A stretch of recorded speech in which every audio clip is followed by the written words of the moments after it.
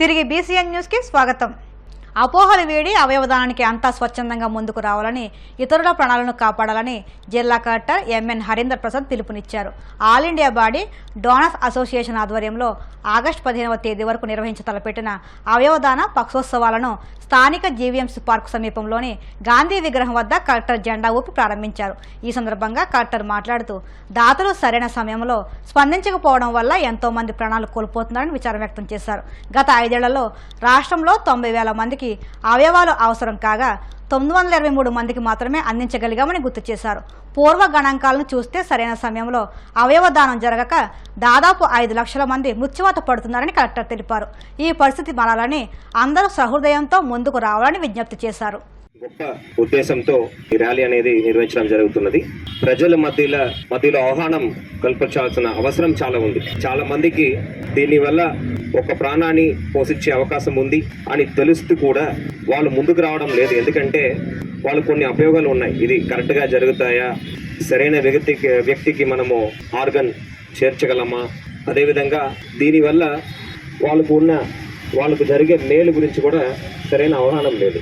So ఇలాంటి ర్యాలీల ద్వారా తప్పకుండా ప్రజలకు మనము ఆ విషయాన్ని తీసుకువెళ్ళడానికి ఒక అవకాశం ఉంది. ఆర్గన్ డొనేషన్ అనేది మన రాష్ట్రంలో తీసుకుంటే గత 5 ఏళ్ళలో దాదాపు 900 చేసాము. 923 దాకా మనము చేయడం జరిగింది. కానీ 900 అనేది చాలా చాలా తక్కువ. 90,000 మందికి అవసరం ఉంటే కేవలం 900 మనం చేయగలిగాము. ప్రతి సంవత్సరం కూడా ఆర్గన్ డిస్ఫంక్షన్ వల్ల దాదాపు 5 లక్షల మంది చనిపోతున్నారు. వీళ్ళు డొనేషన్ ఇవ్వగలిగితే వేరే వ్యక్తి తప్పనిసరిగా వాళ్ళని బతికించే పరిస్థితి కూడా మనకు ఉంది. అవయవ మార్పిడి చేసే హాస్పిటల్స్ కూడా ప్రభుత్వ రంగంలోనూ ఉన్నాయి, ప్రైవేట్ రంగంలో ఉన్నాయి. ప్రాబ్లం ఎక్కడ ఉంది అంటే డోనర్స్ ముందుకు రాకపోవడం. డోనర్స్ ఎక్కువగా ముందుకు వస్తే ఈ పరిస్థితి మారుతుంది.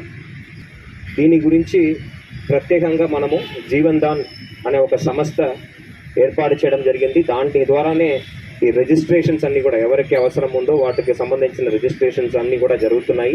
ఎటువంటి ఇబ్బందులు లేకుండా, లోపాలు లేకుండా దాంట్లో ప్రయారిటీ బేసిస్ మీదే మనము ఆర్గన్ ట్రాన్స్ప్లాంట్ అనేది ముందుకు చేస్తూ వెళ్తున్నాము.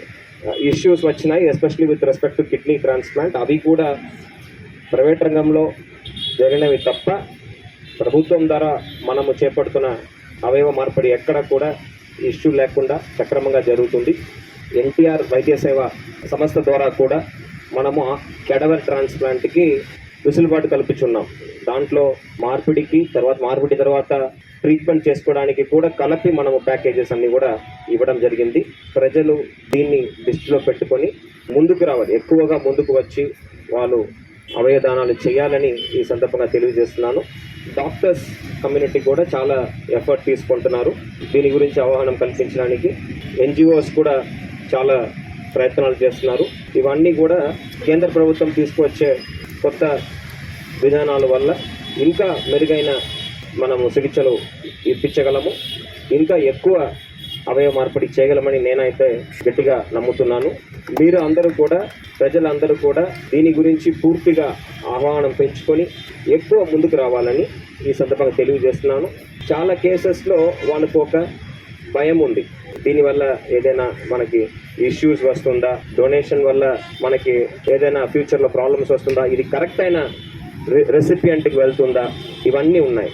దీని గురించి డాక్టర్స్ అందరూ కూడా ఎవరైతే టెర్మినల్లీ ఇల్ పేషెంట్స్ ఉన్నారో ఆర్ యాక్సిడెంట్స్లో జనరల్గా బ్రెయిన్ డెడ్ పేషెంట్స్ ఉన్నారో, ఎవరి దగ్గర సూటబుల్ డోనర్స్ మీ దగ్గర వస్తున్నారో, ఎవరు అయితే సూటబుల్ డోనర్స్ వస్తున్నారో వాళ్ళకి కౌన్సిలింగ్ తప్పనిసరిగా, వాళ్ళ యొక్క పేరెంట్స్ కావచ్చు, రిలేటివ్స్ కావచ్చు, వాళ్ళకి చక్కటి కౌన్సిలింగ్ ఇచ్చేసి వాళ్ళకు ఏ విధంగా వాళ్ళు ఈ సమాజానికి ఉపయోగపడతారు, వాళ్ళు చనిపోతే కూడా ఎంతమందిని బతికించగలరు, వేరే రూపంలో వేరే మనిషి ద్వారా వాళ్ళు ఈ ప్రపంచంలో జీవించగలరు అనేది వివరించగలిగితే ఇంకా ఈ కార్యక్రమం చక్కగా జరుగుతుందనేది నా ఒక ఉద్దేశం. సో ఈ ర్యాలీని ఆర్గనైజ్ చేసిన all India body and organ donors association under Savitribai Phule charitable trust chairman Seetha Mahalakshmi గారికి, కేజీహెచ్ సూపరింటెండెంట్ గారికి, అనాటమీ డిపార్ట్మెంట్ ప్రొఫెసర్స్, స్టాఫ్ అందరికీ కూడా ఈ సందర్భంగా ధన్యవాదాలు తెలియజేస్తూ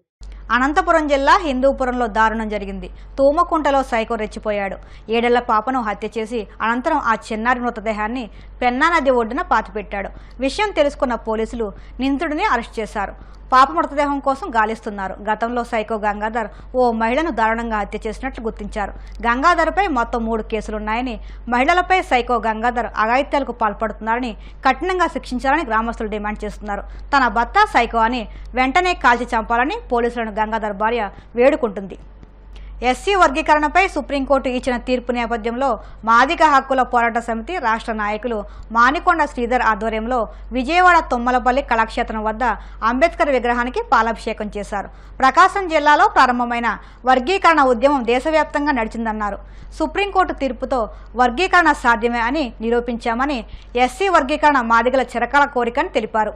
ఆగస్టు 15వ తారీఖు మనకి దేశ స్వాతంత్ర దినోత్సవ సందర్భం. కానీ యావత్ భారతదేశంలో ఎస్సీలకు నిజమైన స్వాతంత్రం నిన్న ఆగస్టు 1వ తారీఖున భారతదేశ అత్యున్నత న్యాయస్థానం సుప్రీంకోర్టు ఇచ్చిన తీర్పు అని చెప్పి ఈరోజు తెలియజేసుకుంటా ఉన్నాం. మరి ఎస్సీ వర్గీకరణ ప్రధాన లక్ష్యంగా 94వ సంవత్సరంలో ఎస్సీ వర్గీకరణ విషయం మీద మాదిగ రిజర్వేషన్ పోరాట సమితి ఏర్పడింది. ప్రకాశం జిల్లా ఈదిమూడి గ్రామంలో మొదలైనటువంటి ఈ ఉద్యమం మరి భారతదేశంలోనే అతిపెద్ద ఉద్యమంగా మారి, ఆ ఉద్యమ ఫలితంగా 30 సంవత్సరాల నిరీక్షణ ఫలితంగా ఈ రోజున సుప్రీంకోర్టు న్యాయమే గెలిచిందన్న పద్ధతిలో వర్గీకరణ చేసుకోవచ్చు అని చెప్పి వర్గీకరణ 2000 నుంచి 2004 వరకు జరిగిన తర్వాత 2004 నవంబర్లో సుప్రీంకోర్టులో ఈ యొక్క వర్గీకరణ మీద నిలుపుదల చేసినప్పటికీ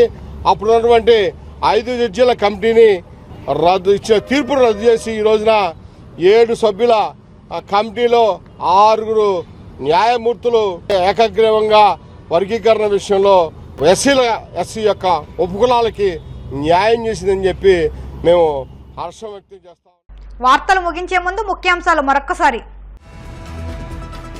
అవయవ దానంపై ప్రజల్లో అవగాహన పెరగాలన్న మంత్రి సత్యకుమార్ యాదవ్. 90,000 మంది అవయవాల కోసం ఎదురు చూస్తున్నారని స్పష్టం.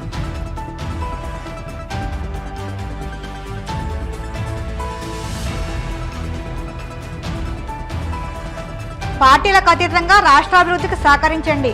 అన్ని పార్టీలకు పిలుపునిచ్చిన శాసనసభాపతి అయ్యన్న పాత్రుడు.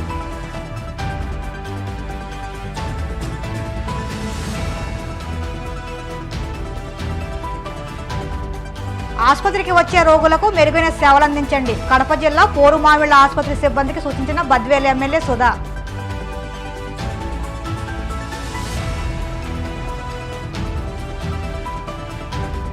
అమలాపురంలోని శ్రీదేవి అమ్మవారికి ఆషాఢం సారే. అధిక సంఖ్యలో పాల్గొన్న ఆడపడుచులు.